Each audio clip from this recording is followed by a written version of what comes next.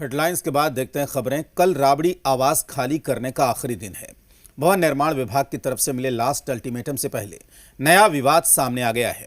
राबड़ी देवी ने भवन निर्माण विभाग से सरकारी सामानों की पूरी सूची और चार्ज रजिस्टर की कॉपी मांगी है। लालू परिवार की दलील है कि बंगला खाली करते वक्त किसी तरीके का विवाद न हो, लेकिन राबड़ी आवास में मौजूद सरकारी सामानों को लेकर भी सियासत शुरू हो गई है।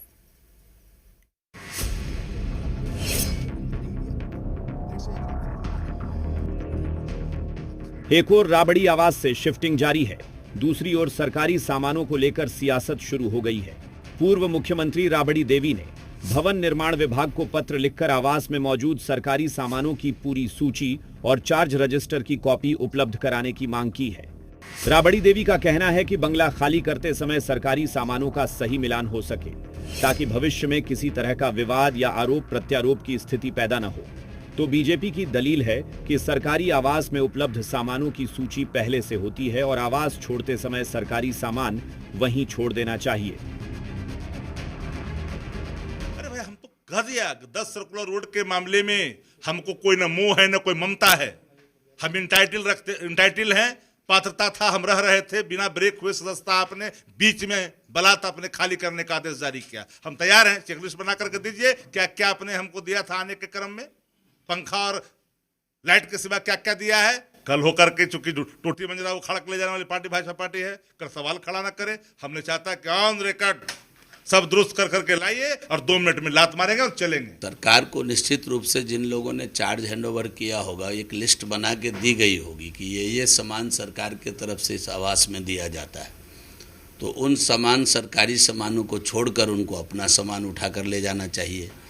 और जब सरकार लिस्ट बना कर देती है, जैसे इसी आवास में हम ही लोग आए, तो जो आवास में सामान पड़ा हुआ है, जो सरकारी सामान है, उसकी सूची स्वयं भी लोग बनाकर रखता है। वहीं कांग्रेस ने भी राबड़ी देवी की मांग को सही ठहराया है। कांग्रेस के पूर्व विधायक शकील अहमद ने कहा कि सरकारी सामानों की सूची मांगना पूरी तरह उचित है, ताकि सभी सामान सरकार को सही तरीके से वापस सौंपे जा सके। जबकि जेडीयू प्रवक्ता अंजुम आरा की दलील है कि सामानों की सूची मांगना केवल बंगला खाली करने में टाल मटोल की रणनीति है। ठीक ही है ये तो, और उन्होंने जो कहा है कि सारा लिस्टिंग होना चाहिए। क्या पता ये सरकार जिस तरह की झूठी सरकार है, परपंच वाली सरकार है, तो कब किस पे क्या इल्ज़ाम लगा दें। तो वो जो कह रही है कि लिस्ट कितना सामान आपको दे रहे हैं उसकी लिस्ट हो जाए, कल को कुछ भी इल्ज़ाम लगा सकती है। देखिए, कानून सभी के लिए बराबर हो, चाहे कोई आम व्यक्ति हो, खास व्यक्ति हो, या बिहार का पूर्व सीएम ही क्यों नहीं हो। और जब बंगला खाली करने का अंतिम अल्टीमेटम यानी 29 जून 2026 का जो समय सरकार ने दिया हुआ है, वो जब सर पर आ गया है, तो श्रीमती राबड़ी देवी जी के द्वारा पत्र के माध्यम से सामानों की सूची मांगी जा रही है। देखिए, यह कुछ और नहीं है, बल्कि सिर्फ और सिर्फ बंगले पर कब्जा बनाए रखने की का एक टाल मटोल की इनकी नीति है, इसके अलावा कुछ भी नहीं है। लालू एंड फैमिली को 29 जून बंगला खाली करने का नोटिस मिला है। ऐसे में राबड़ी देवी की ओर से सरकारी सामानों की सूची मांगने को लेकर सियासत शुरू हो गई। देखना होगा 29 जून यानी सोमवार को क्या होता है।